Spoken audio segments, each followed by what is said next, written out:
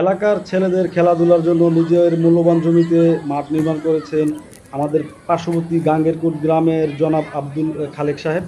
তিনি তার পিতার নামে মাঠের নামকরণ করেছেন। ওয়াসিউদ্দিন খেলার মাঠ হিসেবে এটি পরিচিত।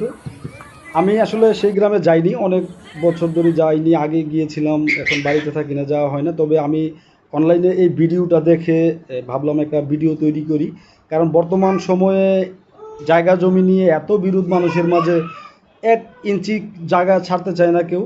মামলা মোকদ্দমা চলে, মারামারি খুনোখুনি চলে। সেখানে তিনি ছেলেদের খেলার মাঠের জন্য এত জায়গা দিয়েছেন, অনেক বড় মনের পরিচয় দিয়েছেন তিনি। ভাবলাম এই ভিডিওটির মাধ্যমে সবাইকে এই বিষয়টা জানানো যায়, যেন ওনার মহৎ কাজের কথা সবাই জানে। আমি বিস্তারিত জানি না তিনি কতটুকু জমি দিয়েছেন, তবে ওনার এই যে একটা মহৎ কাজ, এটা অনেক বড় বড় মনের পরিচয় দিয়েছেন তিনি, এবং সবার এটা জানার দরকার আছে, আমি সেটা মনে করছি। ওনার জন্য অনেক অনেক দোয়া ও শুভকামনা রইল। খেলাধুলায় নিয়োজিত থাকলে মাদক থেকে দূরে থাকে ছেলেরা, এবং খেলাধুলায় শারীরিক বিকাশ, মানসিক বিকাশ হয়। ওনার এই কাজ দেখে অন্যরাও যেন উৎসাহিত হয়।